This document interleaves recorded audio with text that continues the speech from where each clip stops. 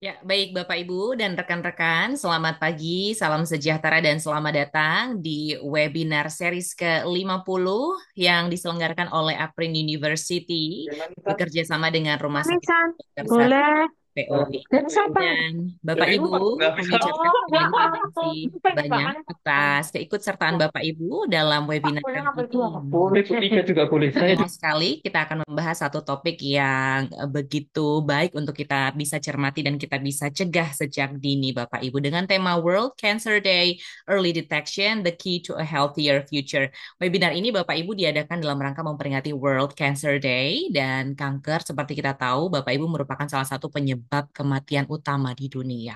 Deteksi dini berperan penting dalam meningkatkan peluang kesembuhan pasien, dan dengan diagnosis yang cepat, Bapak Ibu, pengobatan dapat dilakukan lebih efektif dan kurangnya kesadaran tentang gejala awal sering menyebabkan keterlambatan penanganan. Oleh karena itu, edukasi mengenai deteksi dini sangat diperlukan untuk mencegah dampak yang lebih serius. Dan hari ini, Bapak Ibu, kita akan menyimak webinar dengan tujuan untuk memberikan informasi tentang faktor resiko, jenis-jenis kanker, serta dampaknya terhadap kesehatan dan kualitas hidup.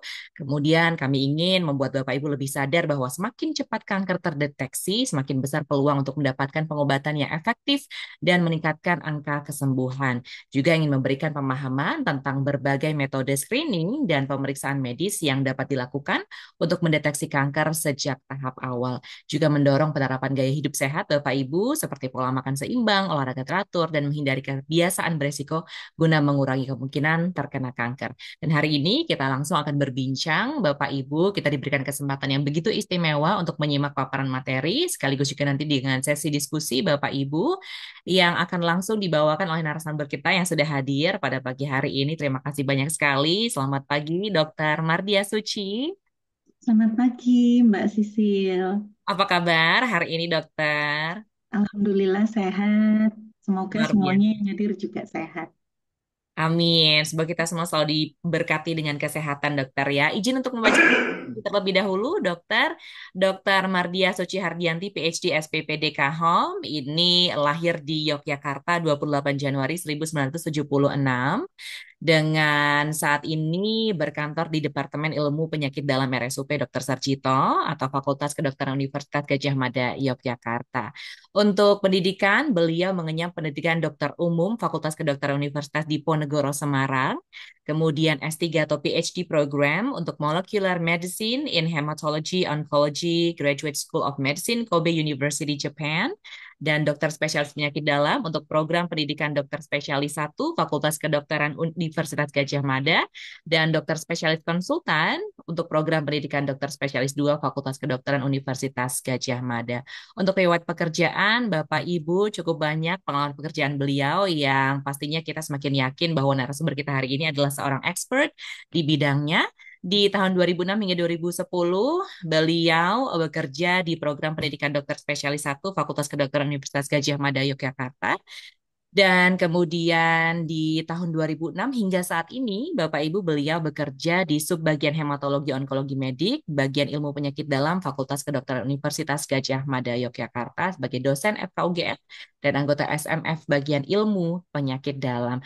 Deretan publikasi dan juga pengalaman-pengalaman penelitian telah beliau dapatkan, Bapak Ibu, dan tanpa berlama-lama lagi, langsung saja kita berbincang sejenak dengan narasumber kita hari ini, Dr. Mardia Suci. Dokter, kenapa sih kita harus deteksi dini kanker? Karena memang banyak sekali kasus ya dokter ya, di mana banyak sekali pasien yang baru sadar kalau wah sudah sampai stadium 3, 3B bahkan dokter ya. Silakan dokter. Iya, terima kasih Mbak Sisil.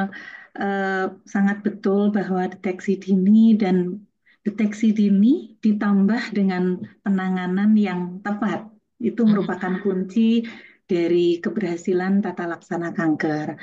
Jadi penemuan kanker dalam stadium yang semakin awal itu akan mempermudah tata laksananya dan juga mempertinggi tingkat kesembuhannya. Dalam hal kanker, kesembuhan kanker ini kita menggunakan istilah yang namanya remisi dan juga kita menggunakan istilah yang diukur dengan kesintasan ya, kesintasan.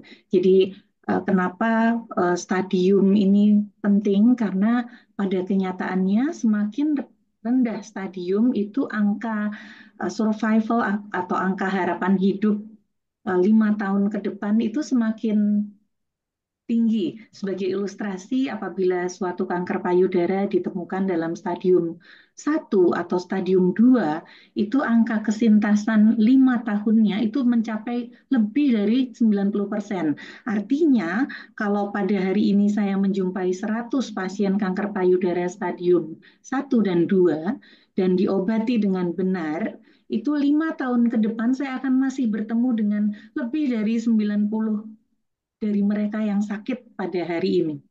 Tapi kalau stadium 4 angkanya turun menjadi 20%.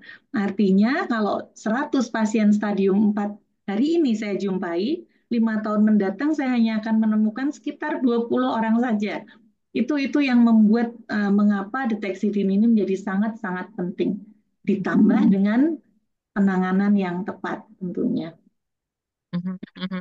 Luar biasa sekali dokter. Semakin membuat kita sadar bahwa pentingnya deteksi dini supaya meningkatkan kesintasan atau angka harapan hidup dokter ya. Sehingga nanti Betul. kita sebagai umat manusia bisa lebih yakin bahwa wah masih panjang umur kita dokter ya untuk lebih Iya, produktif begitu ya. Karena ketika betul. kita mengetahui amit-amit nih dokter wah sudah sampai stadium 2, 3, otomatis persentase untuk kesintasan pun juga menurun dokter ya.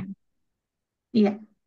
Ya, dokter, saya rasanya pengen selalu konsultasi terus nih, tapi kita akan berikan kesempatan untuk dokter untuk menyampaikan paparan materinya selama kurang lebih 15 hingga 20 menit ke depan. Dilanjutkan dengan sesi diskusi, dokter. Biasanya akan banyak sekali pertanyaan yang muncul. Mohon berkenan nanti dokter untuk bisa menjawab langsung pertanyaan yang muncul di kolom komentar. Kemudian nanti bisa memilih dua penanya beruntung untuk mendapatkan gift dari Uprin University, dokter. Dokter, Baik, Mbak silakan. Sisil, izin Waktu dan untuk, tempat kami persilahkan, dokter. oke, terima kasih izin untuk share screen terlebih dahulu ya. Silakan, dokter.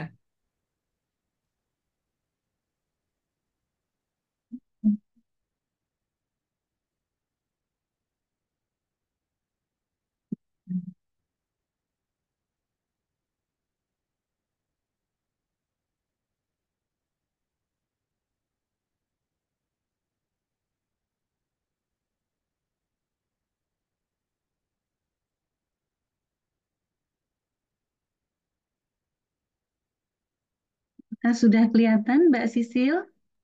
Sudah, dokter. Tinggal Baik, ditampilkan untuk PowerPoint-nya, mungkin. ini sudah saya tampilkan, apakah Oh, sudah kelihatan? belum, dokter. Mungkin bisa pilih opsi tampilkan Sebentar, keseluruhan layar, dokter. sebentar. Sebetulnya saya sudah Mhm. tampilkan ini. Ya, sudah, dokter. Baik, sebentar. Sudah ya? Ya, sudah. Baik, Ya, dokter. baik. Terima kasih atas kehadiran seluruh hadirin pada pagi hari ini dan seperti yang disampaikan oleh Mbak Sisil bahwa momen ini kita akan membicarakan tentang early detection, the key to a healthier future, uh, bersama-sama dengan momen memperingati Hari Kanker Sedunia atau World Cancer Day.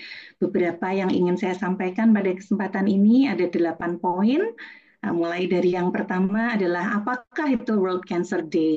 Jadi World Cancer Day atau peringatan Hari Kanker Sedunia itu sebetulnya merupakan suatu momen yang diprakarsai oleh UICC, suatu lembaga non pemerintah di Jenewa, Swiss, yang dimulai pada acara World Summit Against Cancer pada tanggal 4 Februari 2020 yang menghasilkan suatu piagam Paris atau Paris Charter yang menggarisbawahi bahwa untuk upaya melawan kanker ini ada 3 hal yang mesti di highlight. Yang pertama adalah selalu memajukan penelitian, lalu melakukan pencegahan terhadap kanker dan juga melakukan pengobatan dengan benar. Nah, tema dari World Cancer Day ini berbeda-beda dari tiap periode waktu dan pada tahun 2025 hingga 2027 ini tema yang diangkat adalah United by Unique. Nah, apa yang dimaksud dengan United by Unique secara singkat adalah bahwa kita itu sebaiknya memandang kanker lebih dari sekedar suatu diagnosis secara medis, tapi juga memandang kanker sebagai suatu hal yang mencakup berbagai aspek yang lebih personal dari seorang individu yang terkena kanker, baik terkait juga dengan perasaan dan emosi yang mempengaruhi pasien tersebut. Dan diharapkan dengan konsep ini kita, ya siapapun kita, entah dokter, entah saudara, kerabat, sahabat, itu bisa memberikan support yang terbaik dan pasien bisa uh, mendapatkan luaran pengobatan yang lebih baik dan juga kualitas hidup yang lebih baik. Nah, kenapa kita perlu membicarakan, memperingati Hari Kanker Sedunia ini? Karena ada beberapa hal, tapi kita lihat dulu data tentang beban kanker di dunia pada saat ini. Data-data mengenai beban kanker di dunia dapat Bapak dan Ibu lihat secara terbuka di dalam website yang saya tampilkan ini. Website ini dari WHO, dan website ini sangat bagus karena mencantumkan semua data mengenai kanker pada saat ini maupun proyeksi di masa mendatang. Nah, beberapa poin yang ingin saya highlight bahwa jumlah kasus baru dan kematian, jadi yang di atas ini adalah grafik untuk kasus baru kanker dan yang di bawah ini adalah uh, proporsi dari kematian yang ditimbulkan karena kanker. Yang hijau ini adalah Asia, termasuk Indonesia di dalamnya. Jadi kalau Bapak Ibu melihat di sini tentu sangat sedih ya, karena ternyata angka kejadian dan kematian karena kanker ini terbanyak adalah di benua Asia, termasuk di Indonesia. Data dari Indonesia sendiri pada tahun 2022 kita lihat bahwa jumlah kasus barunya lebih dari 400.000, dan yang lebih menyedihkan lagi bahwa angka kematiannya lebih dari 50%. Nah, mengapa begini? Tentu saja ini lagi-lagi berkaitan dengan temuan dari pasien kanker yang sudah lanjut pada saat awal ditemukan dan diberikan pengobatan secara medis. Ini adalah data dari Registri Kanker RSUP Dr. Sajito FKKM KUGM dari tahun 2008 hingga 2021, tercatat lebih dari 48.000 kasus kanker, dan 10 kasus kanker terbanyak di RSUP Dr. Sarjito. Yang pertama adalah payudara, yang kedua adalah kanker kolorektal atau usus besar dan rektum, yang ketiga adalah kanker serviks, yang keempat ovarium, dan yang kelima adalah limfoma atau keganasan kanker atau kanker kelenjar getah bening. Baru disusul kanker paru, kanker nasofaring, leukemia, kanker tiroid, dan yang lainnya. Proporsi wanita sedikit lebih banyak daripada pria. Dan kalau kita lihat datanya lebih sedih lagi karena banyak sekali usia kanker ini ditemukan pada usia-usia yang masih produktif, yaitu antara usia 20 tahun hingga 60 tahun. Itu yang terbanyak ya. Jadi jangan berpendapat bahwa kanker ini apa namanya, penyakitnya orang tua. Tidak, sama sekali tidak benar, karena dia bisa menyerang siapa saja dalam berbagai kelompok usia. Data yang lebih mengkhawatirkan lagi adalah bahwa prediksi WHO mengenai kejadian kanker baru dan kematiannya hingga tahun 2050 ini diproyeksikan masih akan terus meningkat. Nah, itulah kenapa hari ini kita sangat beruntung untuk bisa bersama-sama meningkatkan kewaspadaan kita terhadap kanker. Poin ketiga yang akan kita bicarakan adalah apa itu kanker dan penyebab atau faktor resikonya apa aja.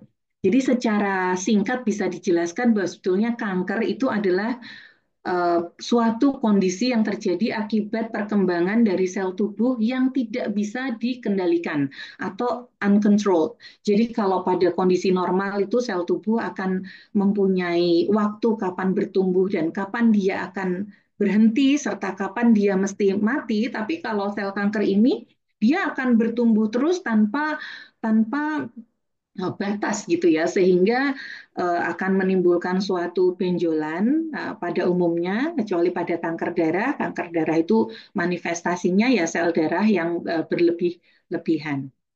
Nah, kenapa itu bisa terjadi? Bisa karena adanya perubahan gen.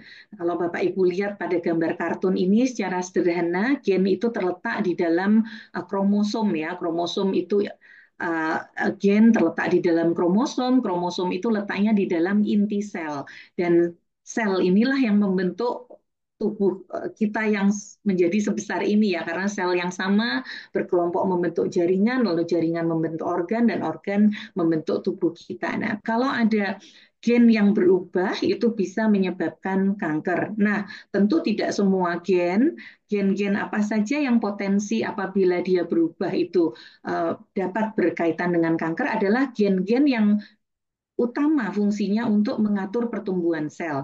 Ada tiga kelompok gen di dalam tubuh kita yang fungsinya itu adalah satu mengontrol pertumbuhan yang kita sebut sebagai protoonkogen yang kalau itu berubah sifat akibat mutasi gen itu namanya berubah menjadi onkogen.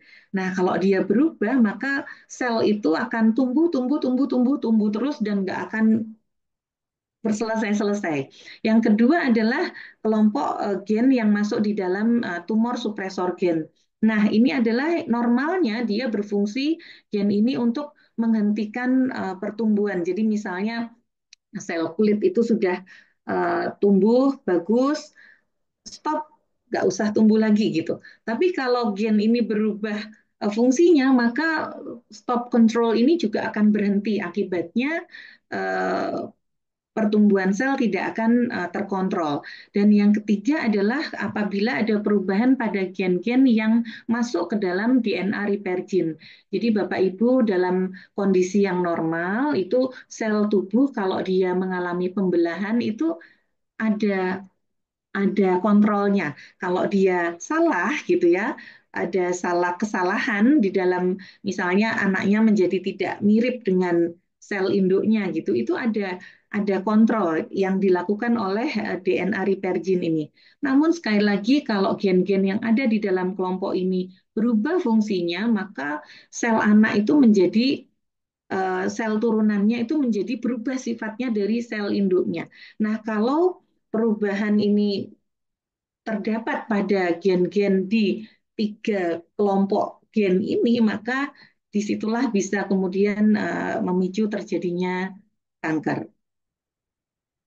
Nah, sebetulnya secara prinsip itu kita mengatakan bahwa suatu benjolan yang tadinya tidak ada menjadi ada pada tubuh seseorang itu sebagai tumor.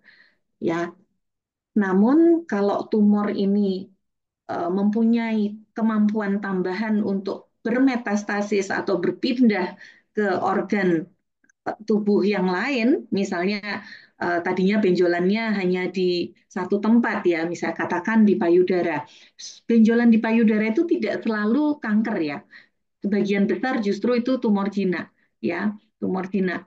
Nah, tetapi kalau dia ganas itu dia bisa tidak hanya tumbuh di payudara, tetapi bisa pindah ke tempat lain yang tersering adalah ke paru-paru, ke tulang, ke liver, dan di akhir biasanya ada penyebaran bisa ke otak seperti itu. Nah, itulah karakter berpindah tempat atau metastasis dari tempat primernya itulah yang membedakan secara utama antara kanker dengan tumor jinak.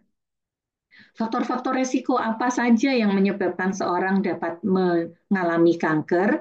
Seperti tadi kami sebutkan bahwa ada perubahan gen tadi. Lah, perubahan gen ini bisa terjadi dari apa, kenapa gitu ya. Ada faktor-faktor dari dalam ya diantaranya adalah usia dan kerentanan individu. Semakin bertambah usia semakin besar chance untuk sakit gitu ya, demikian juga dengan mengalami kanker.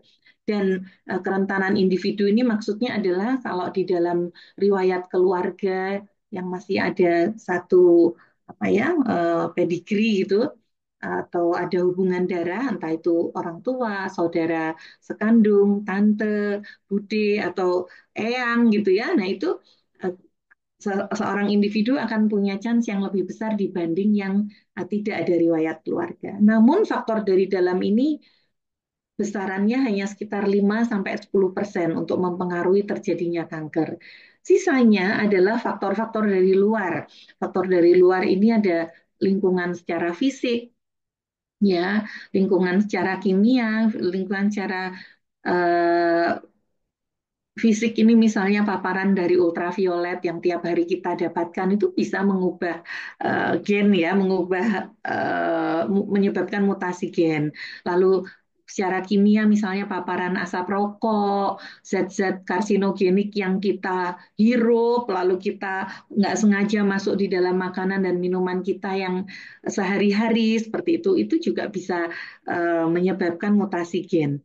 Lalu faktor biologis, misalnya infeksi virus. Ya, infeksi virus tertentu seperti human papilloma virus, Epstein-Barr virus, hepatitis itu dikaitkan dengan beberapa jenis kanker. Ya, misalnya HPV subtipe 16 itu dengan kanker serviks, lalu hepatitis B kronik itu dikaitkan dengan perkembangan kanker hati dan lain sebagainya dan gaya hidup ya. Dan gaya hidup ini diantaranya gaya hidup yang bermalas-malasan, obesitas ya, kurang aktivitas fisik, makan yang kurang mengandung serat ya, itu juga dikaitkan dengan beberapa kejadian kanker. Jadi sebetulnya 30% dari semua kejadian kanker ini bisa dicegah dengan memperbaiki gaya hidup.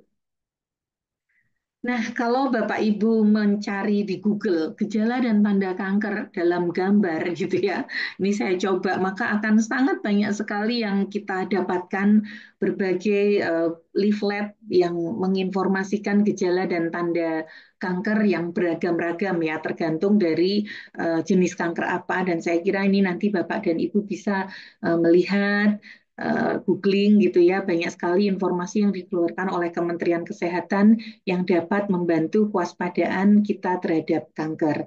Namun secara singkat, gejala dan tanda kanker itu memang bervariasi tergantung dari lokasi organ primernya.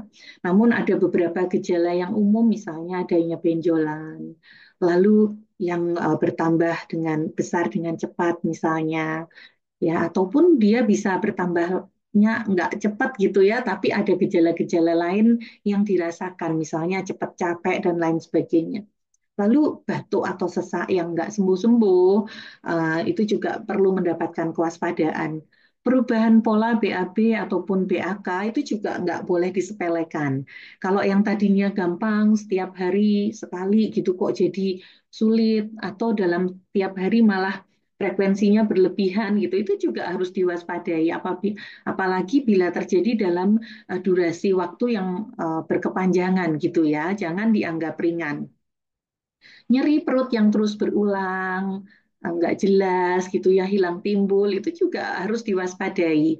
Rasa penuh di dalam perut itu sering berkaitan dengan adanya desakan dari massa yang bertumbuh di dalam rongga perut. Ya karena letaknya di dalam nggak kelihatan ya, itu kita perlu cari tahu itu apa gitu. Lalu perdarahan, perdarahan baik melalui misalnya perdarahan melalui jalan lahir pada wanita yang sudah menopause misalnya, lalu perdarahan di luar siklus menstruasi pada wanita yang masih dalam usia reproduktif itu juga harus diwaspadai ya. Lalu eh, yang secara umum kanker juga sering menyebabkan gejala yang sifatnya sistemik karena sel-sel kanker ini mengeluarkan zat-zat yang bersifat inflamasi atau radang ya, sehingga badan itu rasanya cepat lemes, capek terus walaupun udah istirahat misalnya. Lalu penurunan berat badan yang tidak bisa dijelaskan kenapa. Tidak diet, tidak program, loh kok turun turun 10% dalam 6 bulan terakhir, itu juga mesti dicari apakah ada sebab uh, sesuatu ya, termasuk di dalamnya adalah kewaspadaan terhadap kanker. Lalu B simptom.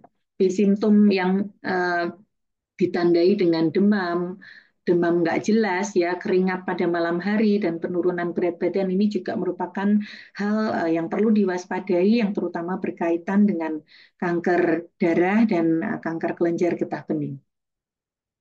Ada beberapa jenis atau tipe kanker yang penamaannya ini dinamai berdasarkan sel asalnya.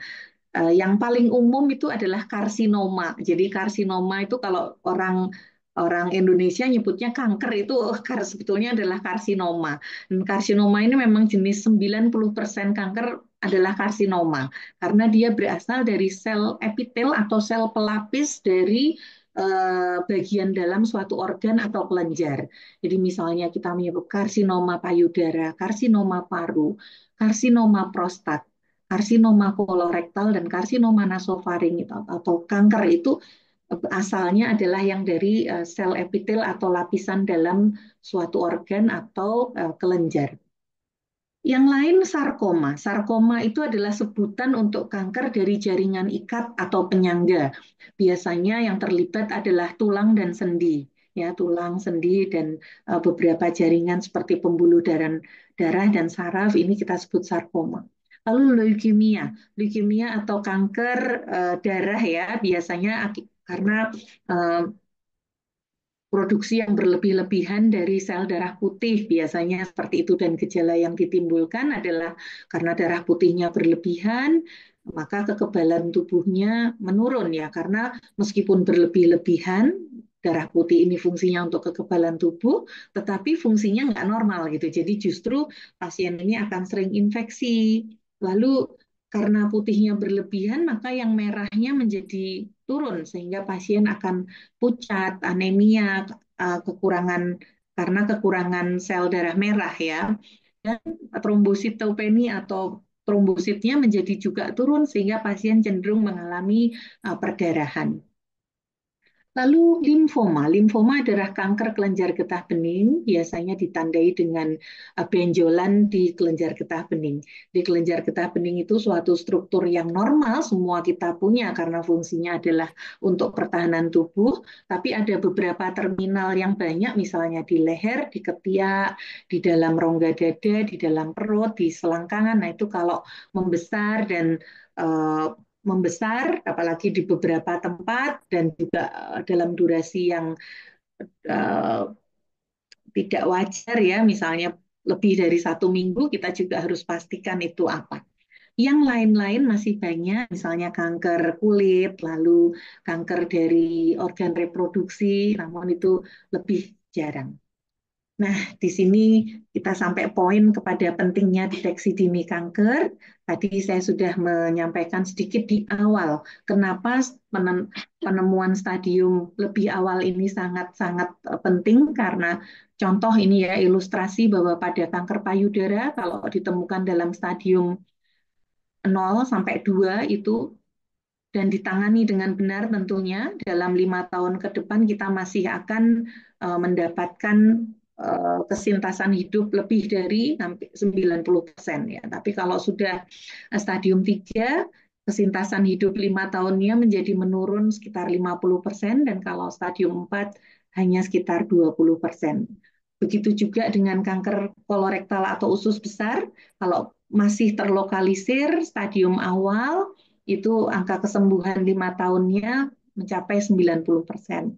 Tapi kalau sudah metastasis atau menyebar ke organ lain sangat-sangat kecil, kurang dari 20%.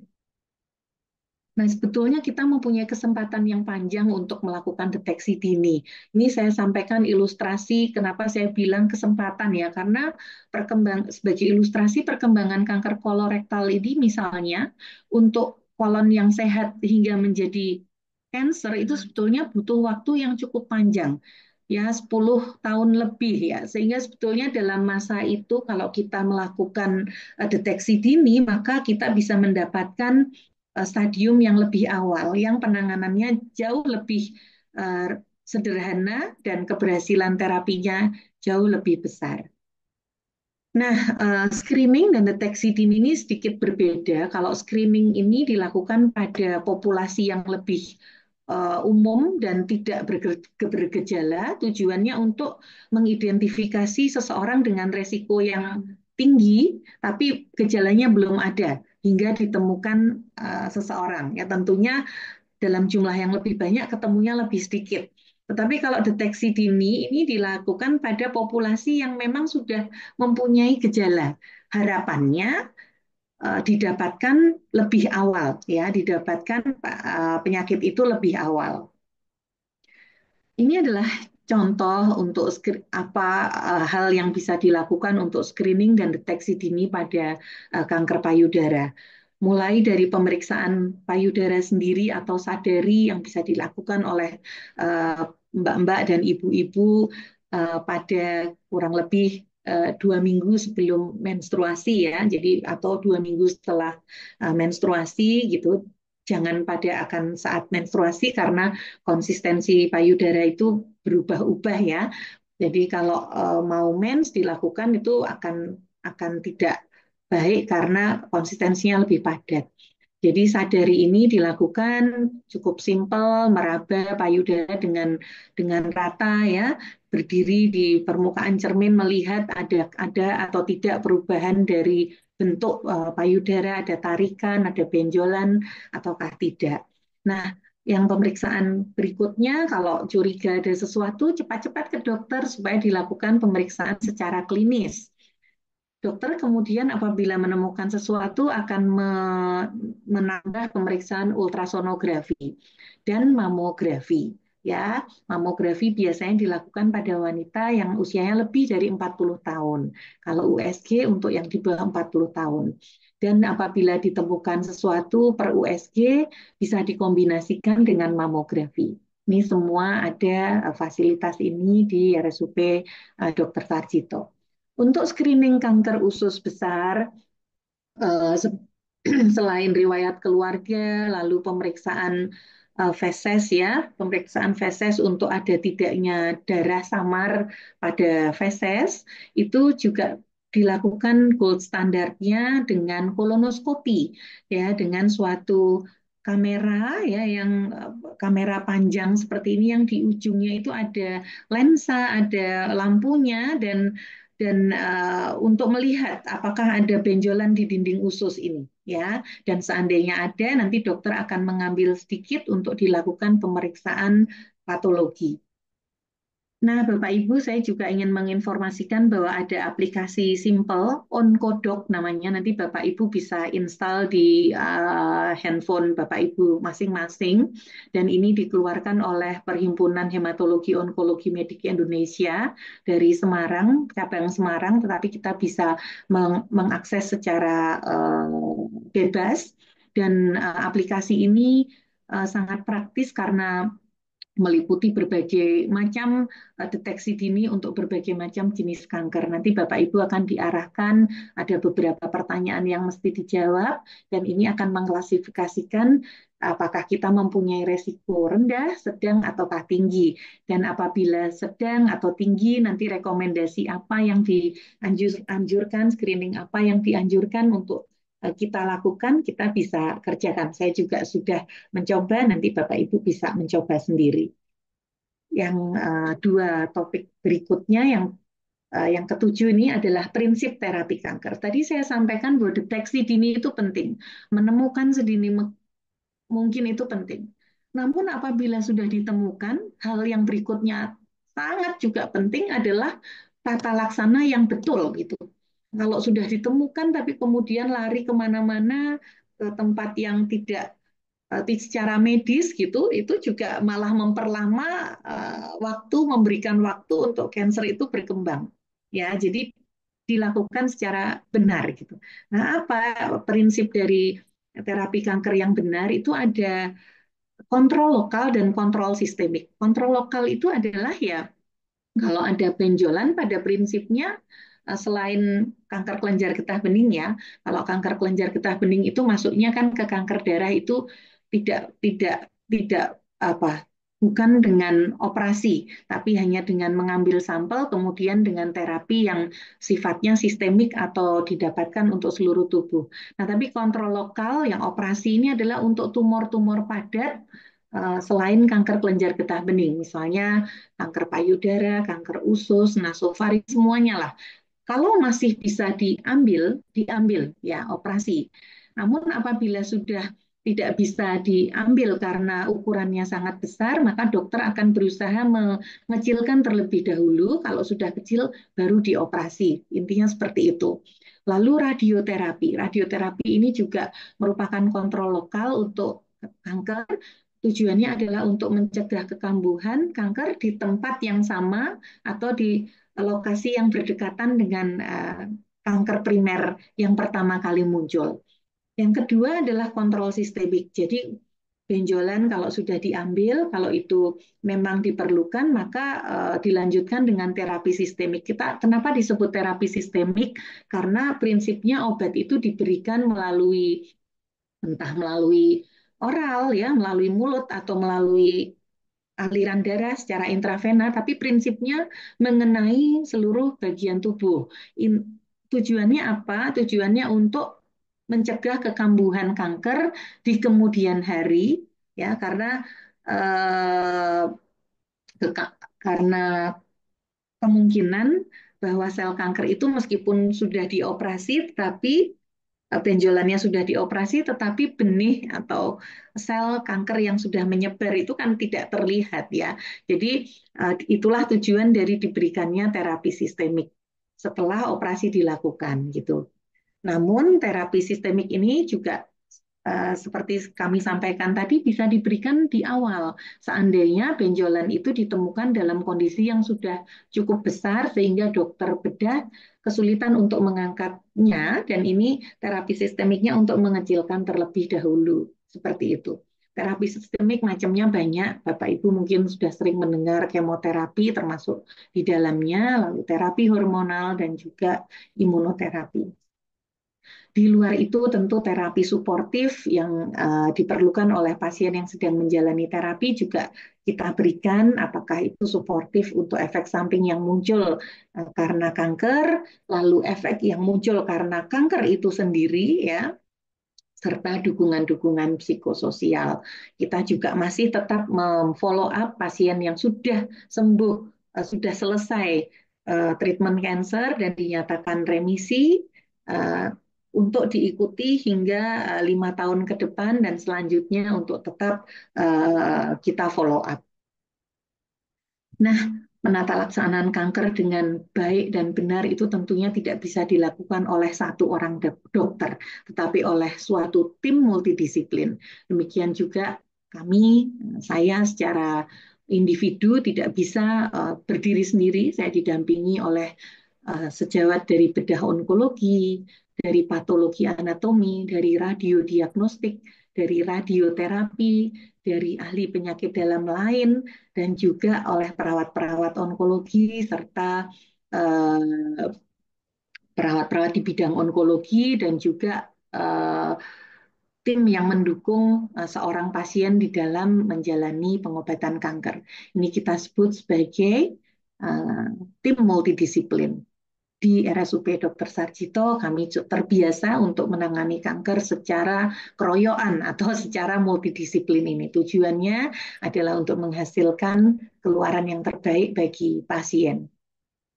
Nah, mungkin poin yang terakhir adalah bagaimana pencegahan kanker. Tadi juga sudah disinggung oleh Mbak Sisil dan juga sudah saya singgung sedikit bahwa 30% kanker itu bisa dicegah dengan pola hidup yang sehat dan anjuran dari Kemenkes adalah cerdik patuh ya cerdik itu cek kesehatan secara rutin enyapkan asap rokok karena memang ternyata rokok ini sangat dikaitkan dengan kejadian berbagai macam cancer, lalu rajin aktivitas fisik, diet yang seimbang, tinggi serat, rendah lemak seperti itu nggih.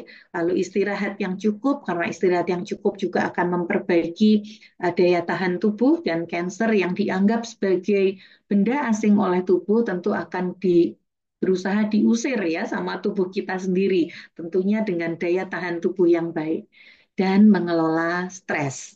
Sedangkan patuh ini adalah anjuran untuk yang memang sudah sakit, dianjurkan untuk patuh yang pada prinsipnya adalah seperti poin-poin yang sudah kita sampaikan pada cerdik. Saya kira itu yang saya sampaikan Mbak Sisil. Terima kasih Bapak Ibu untuk perhatiannya. Assalamualaikum warahmatullahi wabarakatuh.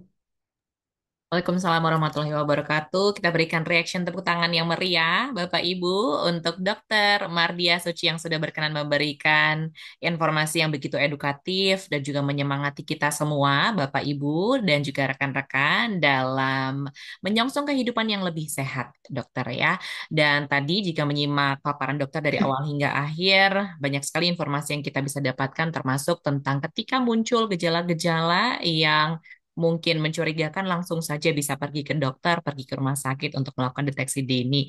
Terutama dengan adanya benjolan di beberapa area dokter ya, Mhm. sehingga bisa langsung terdeteksi. Karena udah agak parno sedikit nih dokter, kalau udah ada benjolan gitu ya.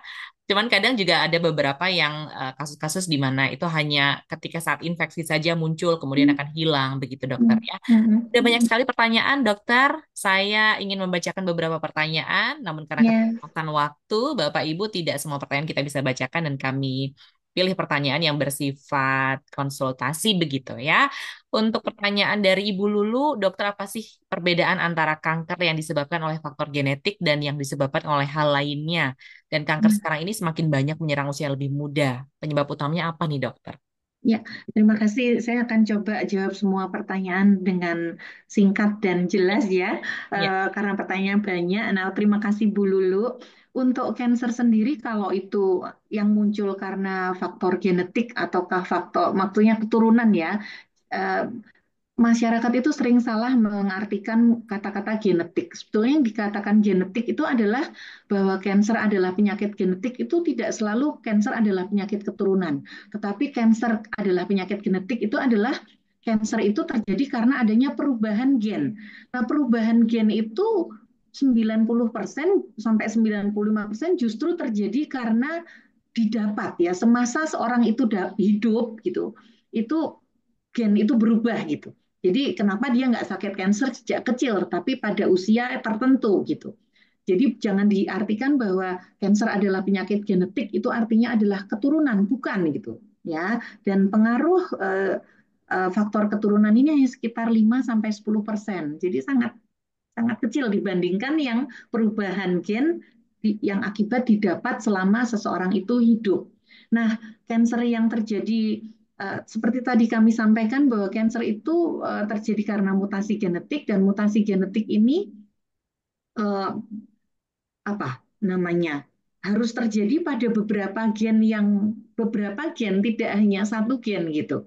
Jadi ibaratnya kalau seseorang itu punya bakat dalam tanda kutip karena ada riwayat keluarga, itu tidak selalu terus dia akan terjadi cancer, tapi dia butuh perubahan gen yang lain yang didapat semasa dia hidup gitu. Artinya kalau dia meskipun punya riwayat keluarga, tetapi dia berusaha untuk menjaga semuanya gitu, maka kemungkinannya akan lebih kecil gitu ya. Nah, hal yang kedua adalah kalau tadi Ibu juga menanyakan, nah beda nggak nih kanker yang disebabkan karena faktor apa tanda kutip ada faktor keturunan dengan yang tidak, enggak ya sama aja gitu, ya, sama aja. Jadi tampilannya akan sama aja, nggak bisa kemudian membedakan, oh ini karena ada faktor keturunan, oh ini karena bukan karena faktor keturunan tidak. Meskipun tentu saja beberapa kasus pada anak-anak ya yang cancer itu pada usia yang sangat dini, tentunya itu faktor genetik lebih berperan ya, perubahan gen yang didapat pada masa sangat awal. Gitu Mbak Sisil. Baik, dokter, sudah cukup jelas penjelasan dari Mm. dokter. Untuk Ibu Lulu, kita beranjak ke pertanyaan berikutnya dari Bapak Arbain. Kapan semestinya kita melakukan deteksi dini kanker, dokter? Dan apakah ketika tanpa adanya riwayat penyakit itu juga perlu deteksi dini, dokter? Sudah Ya, disampaikan tadi, mungkin bisa diulas singkat, dokter. baik. Sebetulnya tadi ya semakin bertambah usia itu resiko untuk terjadi kanker semakin tinggi. Dan di beberapa negara maju, deteksi dini itu diwajibkan, Mbak. Ya, pemerintahnya sudah memang mengadakan program untuk itu.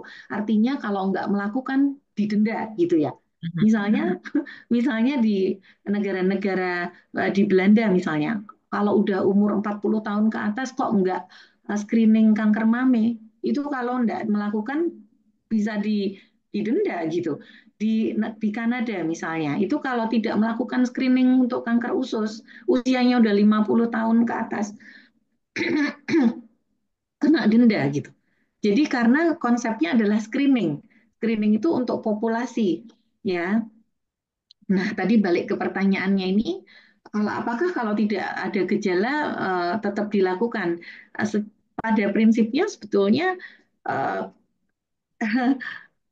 deteksi dini ini sangat perlu untuk dikerjakan bagi kita semua gitu ya. Misalnya wanita, kewaspadaan terhadap kanker serviks itu sangat penting gitu. Karena gimana tepatnya tersembunyi, nggak kelihatan gitu. Kalau sudah bergejala artinya stadiumnya pasti sudah lebih tinggi. Tapi kalau deteksi dini itu memang tujuannya adalah menemukan, ya, doanya tentu tidak menemukan, tapi kalaupun ditemukan itu sedini mungkin dan bisa ditangani seawal mungkin gitu. Lalu misalnya untuk kewaspadaan terhadap kanker payudara, apa sulitnya untuk melakukan pemeriksaan payudara sendiri atau sadari setiap bulan? Kan bukan hal yang sulit. Dan kalau menemukan benjolan, ya jangan diem-diem aja gitu. Temui dokter untuk kemudian memastikan. Lalu nanti akan dilakukan USG dan seterusnya. Seperti itu. Lalu misalnya ada gangguan pola buang air besar yang tidak biasanya lalu menetap mengganggu. Ya jangan diem-diem aja gitu. Dikerjakan untuk karena semua sebetulnya sarana itu sudah ada ya, tersedia kita ada gitu. Jadi kenapa harus menunda-nunda? Seperti itu. Ya, baik. Terima kasih dokter. Semoga sudah menjawab pertanyaan dari Bapak Arben tadi ya dokter. Sehingga Hmm. kita semakin sadar bahwa nggak perlu menunggu gejala. Bahkan kalau Hmm. misalnya sudah fasilitasnya sudah ada, begitu ya dokter, sarana sudah ada, kita Hmm. manfaatkan. Jangan disia-siakan untuk hidup Hmm. kita yang lebih sehat ya. Karena kalau udah nunggu gejala biasanya memang sudah di stadium tinggi ya dokter ya. Stadium Ya, tertentu. lebih lanjut ya. Ini Ya. kalau maaf Mbak Sisil nih saya juga lihat sepertinya Mhm. banyak bapak-bapak yang juga bergabung ya. Betul. Ya, Mhm. nah misalnya untuk bapak-bapak usia 50 tahun ke atas atau ya katakan 60 tahun ke atas gitu di mana pembesaran prostat ini menjadi hal yang wajar ya karena prostat itu cenderung membesar kalau usianya semakin bertambah. Nah, eh, kadar PSA atau prostate specific antigen itu juga bisa menjadi salah satu penanda yang cukup bagus untuk deteksi dini kanker prostat selain USG ya. Jadi kalau ada keluhan-keluhan yang hubungannya dengan berkemih ya, berkemih tidak tuntas, uh, kok nggak puas setiap kali pipis, pipisnya netes seperti itu. Nah, itu coba di lakukan USG. Nanti kalau ada temuan yang membesar gitu misalnya, lalu dokter akan menyarankan untuk mungkin cek untuk PSA. Itu misalnya yang simpel. Ya. Baik, terima kasih sarannya dokter. Kita ke pertanyaan berikutnya, dokter dari Bapak Aditya. Sebagai masyarakat awam terkait kanker yang saya ketahui bahwa makanan dan kanker itu berupa gula atau entah itu kompleks ataupun sederhana, maka untuk menekan pertumbuhan kanker itu sendiri adalah dengan mengurangi gula. Apakah hal itu berarti dengan semakin seringnya berpuasa semakin mengurangi resiko kanker, dokter? Baik, pertanyaannya sangat bagus ya. Memang memang ya gula itu kalau kita mengikuti saran dari WHO untuk gizi yang seimbang itu bukan berarti gula itu suatu komponen yang harus totally dihindari itu tidak ya. Gula itu sebetulnya kan sudah terdapat di dalam apa-apa yang kita Semua. makan ya ya di dalam nasi, di dalam mie, di dalam buah itu kan sebetulnya gula ada gitu. Jadi kalau kita mau menggunakan additional sugar atau gula tambahan gitu yang betul-betul gula gitu artinya kita juga harus mempertimbangkan gula-gula yang sudah kita makan yang nggak sengaja gitu. Jadi dan masih boleh dalam takaran tertentu. Nah, kalau digunakan secara berlebih-lebihan padahal gula itu ada di dalam makanan-makanan yang kita sudah konsumsi di luar gula tambahan pada minuman kita misalnya, itu tentu akan berkaitan dengan berat badan berlebih ya atau obesitas dan obesitas ini memang sudah banyak sekali penelitiannya dan dikaitkan dengan perkembangan kanker, beberapa jenis kanker ya. Misalnya kanker prostat, kanker kolorektal, kanker payudara dan lain sebagainya itu dikaitkan dengan obesitas ini. Nah, secara tidak langsung ke sana lewatnya, ya ke sana lewatnya di sana. Ya, tapi untuk totally menghindari itu tentu tidak ya, tetapi digunakan dalam takaran yang betul secukupnya. Kemudian Mbak Sisil, Ya, terima kasih dokter. Kita masih ada sekitar 4 menit ke depan, mungkin satu atau dua pertanyaan lagi dokter. Ini pertanyaan dari alumni dari Akprin, Mas Bagas, bedanya tumor dengan kanker dokter. Tadi oh sudah baik, dibahas ya. iya mungkin singkat aja ya. Jadi pada prinsipnya eh, benjolan yang ada di tubuh kita dan menjadi ada itu kita sebut tumor. Jadi Mhm. andeng-andeng pun bisa kita sebut sebagai tumor gitu. Tapi Hmm. tumor itu eh, perilaku kanker yang membedakan dengan tumor ya. Jadi sebutan lain kanker itu adalah tumor ganas. Kalau tumor itu simply kita sebut tumor jinak itu kita sebut sebagai tumor. Nah, memang ada beberapa kesamaan, misalnya sifat eh, apa namanya pertumbuhan sel yang nggak terkendali itu dua-duanya punya ya. Tetapi satu properti yang paling membedakan antara kanker dengan tumor jinak itu adalah bahwa kanker punya kemampuan untuk bermetastasis. Artinya dia bisa pindah tempat. Kalau tumor primernya di mana gitu ya, katakan gampang misalnya di prostat gitu. Tetapi metastasis atau anak sebarnya yang paling sering itu adalah di tulang gitu. Jadi itu hal utama yang membedakan antara kanker dengan tumor jinak adalah kemampuan sel kanker untuk bermetastasis atau berpindah tempat dari organ primernya. Saya kira itu, Mbak. Baik, terima kasih. Sehingga terapi-terapi yang ada memang untuk menekan penyebarannya, dokter ya, Ya, sehingga tidak sangat betul makin ya. banyak. Ya, dan pertanyaan terakhir dari Bapak Hadi Suseno. Terima kasih Bapak sudah bergabung. Dokter, saya sudah berulang kali periksa di klinik bedah onkologi Tulip, sudah USG juga, sudah ambil sampel dari benjolannya yang ada di leher. Kemudian proses selanjutnya apa nih, dokter? Oh, baik. Terima kasih. Semoga prosesnya berjalan lancar ya selanjutnya. Tapi pada prinsipnya setelah biopsi, itu tahap berikutnya adalah biopsi itu akan dibaca oleh dokter patologi. Nah, dari dokter ahli patologi anatomi akan membaca ini jenis selnya apa. Ya, apakah ini betul tumor jinak ataukah tumor ganas.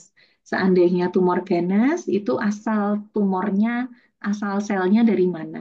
Karena kalau benjolan di leher itu macam-macam kemungkinannya.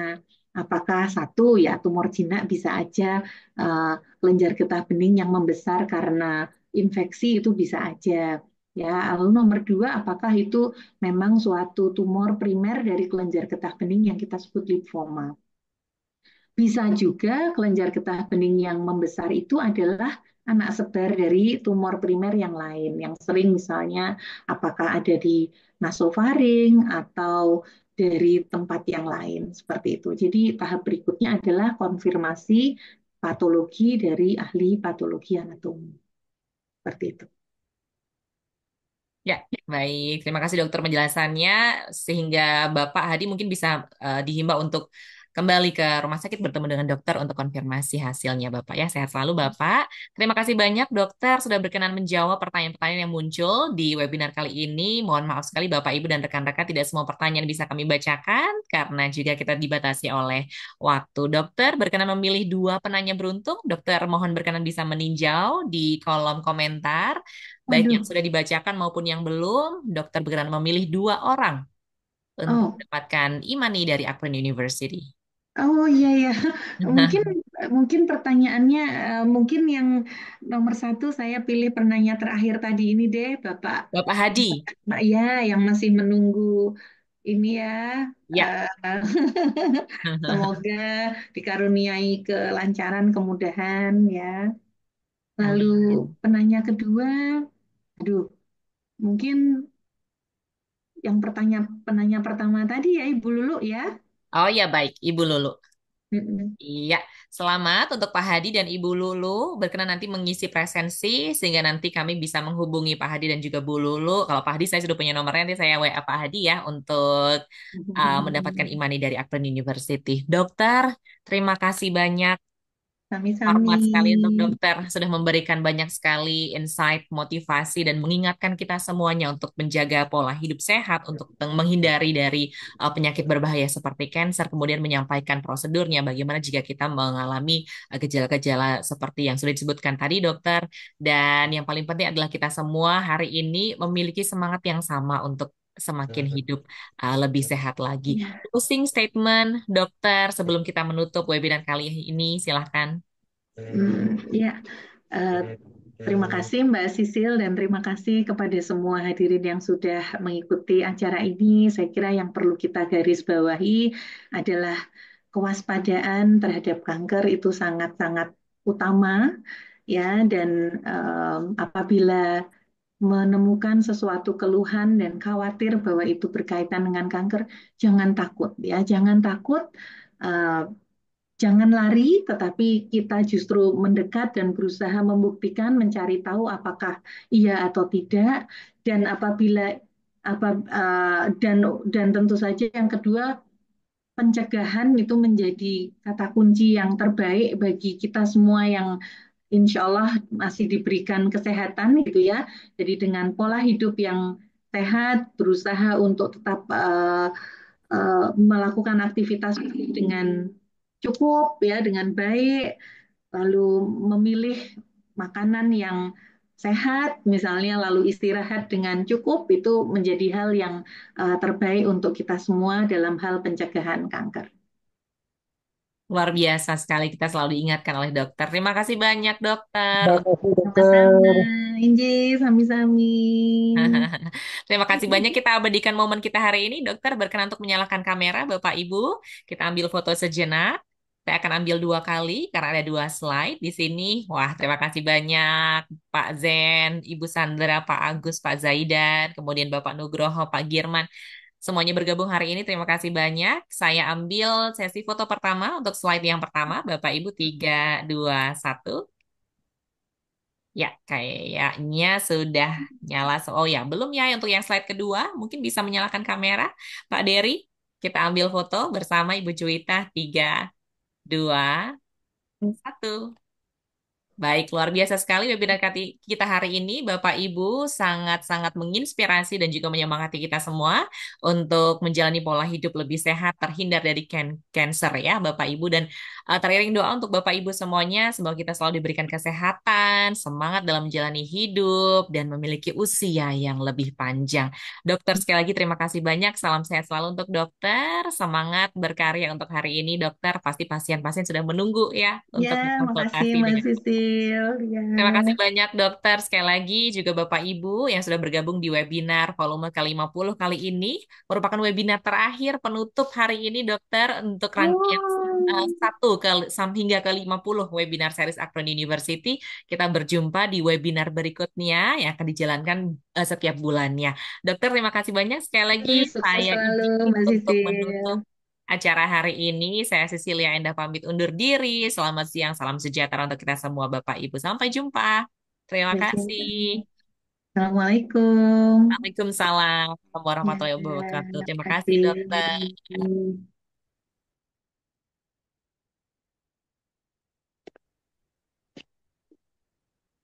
Untuk link presensi sudah saya kirimkan, Bapak Ibu. Mohon berkenan untuk bisa mengisi link presensi. Saya kirim ulang kembali. Bisa diklik, kemudian bisa mengisi. Dan nanti untuk sertifikat akan terkirim secara otomatis di email Bapak Ibu. Untuk materi saya kirim di grup WhatsApp. Semoga Bapak Ibu sudah bergabung di grup WhatsApp ya. Kita bertemu bulan depan Bapak Ibu dengan topik dan narasumber yang nggak kalah keren juga dengan hari ini. Terima kasih banyak Bapak Ibu, Pak Rahmat selalu bergabung. Terima kasih banyak. Kita jumpa setiap bulan Bapak Ibu ya di webinar Akron University. Sehat selalu Bapak Ibu untuk kita semua. Saya izin untuk menutup webinar hari ini. Selamat siang.